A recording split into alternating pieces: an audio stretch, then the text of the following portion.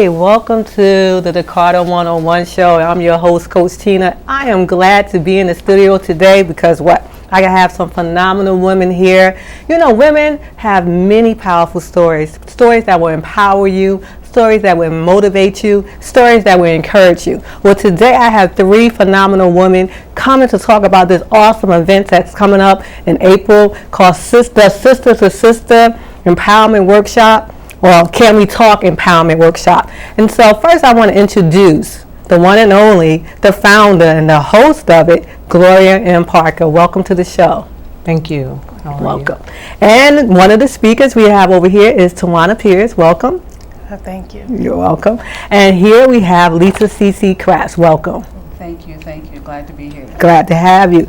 So, Ms. Parker, I've learned so much about you by briefly reading your bio, but I've seen you so many places. A lot of people know you as a psalmist, definitely as a musician. Yeah. But I also know that when I looked up some stuff, I was like a minister, a motivational speaker, a leader, a counselor. You have so many titles.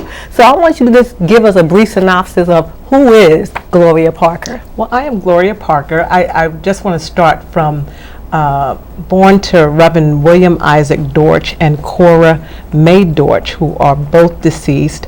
But I come from a family of 10 girls and one brother. So coming here today is something that my heart is in. When I say sisters, yes, I come from a family of a lot of sisters, but Sister to Sister is something that I've been planning for a long time, just to connect with sisters in the community in other areas of my life. Wow. So that's something you had visualized. You Yes, already I had the have. vision for it. Yes, I have. So when you was thinking about doing this event, and you thought about all the women you could have contacted to be a part of it, and I'm looking at the flyer, show it real quick, and you have 2, 4, 6, 8, 9 women. So what was your process of contacting each woman to say, hey, let's be a part of this? Well, first of all, my mind just went to so many different reasons why I needed to contact several of those women. Being a mother, a single parent, that's one of my stories. And also being of the age of 55 years old, returning back to school. I've done seminary, but right now I'm in school going for another degree, and I just wanted to encourage other women in that area. It's never too late. So my mind started saying there's so many other women out there that have so many stories that can share to other women and motivate them and encourage them to let them know you don't have to give up, just keep moving forward. Right, you don't have to. And congratulations Yes. on going back to school. Thank you. And you said 55. I'm like, 55. wait a minute. Less than 55. Yes. But it's looking good. Yes, thank you. Tawana, when she contacted you, what was your initial response? I was just like, when? Wow. I was very excited. I too, being a young black woman, just turned 48 this past Thursday. I'm a mother of 4 children. I came up in a very I come from a background where I didn't have both parents, but was raised by a very strong woman, and taught me that we can do anything, even with the mistakes that we've made in our lives. And I'm very excited to share with the young women as well as the older women of everybody has a story, but Yes. we can always change our lives. Right. It's not always about the past, it's about the present and the future. And we all have bright futures. Absolutely. I like that. You said everyone has a story, but we can always change our lives. So the impact your story is going to have on some people when they hear it is to change their lives. That's right. Because you don't have to stay the same way. Exactly. It's like, I always say there's not some people think that after their name or their life story that it's the ending behind it, but it's not. It's just dot. It continues. It continues. That's right. So right here I have someone I've known for a long time. Lisa C.C. That's the crack. And Lisa, when she contacted you, what was your initial response? My first response was, I just said yes off the bat. Most people that know me know I have a hard time saying no to most things. So that's why I get myself caught up in a lot of things and probably overbooking myself half the time. But through the years, I mean, I also a single parent of one daughter. She's 24 years old. However, growing up in the city of Newark, I'm 54. I had to think about that. I lose track of that. Listen. I'm 54, and I'm proud to say that, because a lot of people that we know have not made it to 54 based on the statistics in the city of That's Newark. right. And the way we are, it's just genocide. Yes. In our community. However, I could tell several stories, and through my life, I've always thought about this thing of when people get up in church and testify. I said, wow, they have some really great testimonies. Yes. And people have really gone through some amazing, some tragedies in their lives. And I said, I thought about that thing, and I'm saying, Lisa, what is your story? Right. What is your story? That's good. But I always felt like the things that I've been through wasn't enough to really magnify and be able to, even though I'm blessed. I always felt like I was blessed no matter what I've been through. That's right. I mean, I didn't have my mother or my father. I was raised by my grandmother and other women in the community. And, my mother was on drugs, my father was an alcoholic, but I wasn't raised by either one of them. So I could have gone in many directions in my life. However, I've always been healthy my whole life and never been in the hospital other than to have my daughter. Okay. And after I had her after a few years, we women suffer from several things through our menstruation, and I've had a hysterectomy maybe about 10 years ago or so. That was the only second time I've been hospitalized in my life. Okay. And that day of August 16th to be exact, because I was sitting down at the hotel downtown Newark, and at a breast cancer event. Oh, that's part of your story, right? Right. Yeah. Okay, hold off on that. We're going to get to that. We're going to get to that. God, I saw it come. I was like, wait a minute, we're going to get to that. Okay. So, when, I'm listening to everyone and, you're sharing, even hearing your story, all three of you single mothers, you single mother raising your children. Yes. And when we say sister to sister, can we talk? How did you come up with the name? Can we talk? Empowerment Workshop. I had a business and hair salon. I'm also a licensed cosmetologist, hairstylist. I forgot that one. I'm sorry. And yes. God put it in my spirit. On first Fridays at my salon, I started having something called Can We Talk? And that was because women would come into the salon and just start venting and want to talk about whatever and how they're doing and how they feel. I said, wait a minute, this right here can be helpful in so many ways, and it was, and it's always been in my spirit, although I don't have my business any longer, but that's something that's still right here in me. And so this is a way that I'm going to keep moving forward with it, doing this in this direction.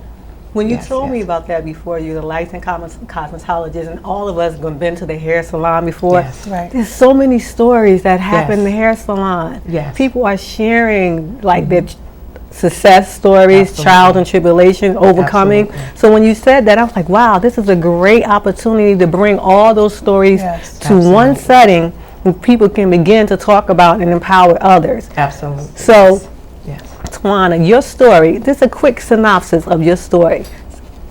Okay, it's one thing about when you're giving other people a piece of yourself, and you go back to it, you tend to get a little emotional, but I'm gonna do the best that I can. Okay. That's all right. That's all right. It was hard. Okay.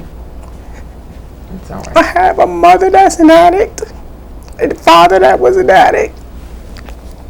It's all right. And to grow up and be a part of that same cycle. But I need to say that I thank God that He embraced me and carried me through all of that. Because on May 20th of this year, I'll be celebrating 19 years clean from drugs. Yes. Absolutely. Yes. Good. Good. Good. Yes. And I just like to let anybody or any young woman or male know that there's life after drugs. You know, I had, like I said, I have 4 children, but like this is the first time I'm really able to say that I'm a part of being a parent. Okay. Thank God for grandparents. Yes. Yes. I miss my grandma so much, but she was here long enough to help me through that. Yes. I have a 12-year-old son. I call him my second chance child because this is giving me the opportunity to be a mother and to be there through everything from the first steps to all of that stuff, you know. And I need to say that I know that I'm a good mother, and I know that it was all due to my disease, that I wasn't there for my others. But I've been saved for going on, I think it was 9 years when we joined the church that we're a part of. But I always had God in my heart, you know. And I just want the women to know, and don't give up. I have a daughter that's going to be 29 this year, and she's going through a lot of trials and tribulations, but I let her know, Mommy is an example that there's life after your mistakes. And there they are. Just keep on pressing forward. And keep believing. Absolutely. And know that there's help. Yes. Within me and other people. Yes. You know, so it feels good to be able to be a part of her life today. I miss some things, but I don't hold myself hostage to that. I'm here now. But you are here now. That's right. And you were saying there's life. There is life after. It was this book that I read. It's called Life. His book was named Life After Foreclosure. Okay, so, and the thing is that how he had a couple homes and that were foreclosed. But when I looked at it from a spiritual perspective, I said, listen, whatever your foreclosure is, you need to know there's life after it. Absolutely. So your situation, there's life after it. Absolutely. No matter what situation, it can be a life after unemployment, life after losing a loved one, life after drug, life after illness. So when I read that book, I said, listen, anyone can say, this was my foreclosure. This was something that happened. But guess what? There's the life after it. That's right. And you living today to tell that story. That's right. So you are a living testimony. Realize that to your daughter, because you're showing her your strength. You're showing her that she can make it. You're showing her that you empower her the life that you live in now. So it's not, yes, your life that you led before is going to be a testimony, but the life that you live in now is the one that, again, she's going to mirror even more. And when you were talking, I said to myself, who are the women that you're inspiring other women? Who are the women that inspire you today? Who do you admire that give you strength? I have That make you a lot smile? of positive women that I have met, you know, along the way. You know what I'm saying? Minister Parker is one of them. You know, we've grown to love one another and become sisters to each other. And she is awesome, you know. Thank you. She gives and gives and gives. Sometimes I get on her because I feel like, you know, saying you know, because sometimes you have to worry about yourself. You know what I'm saying? We have to take care of ourselves as well.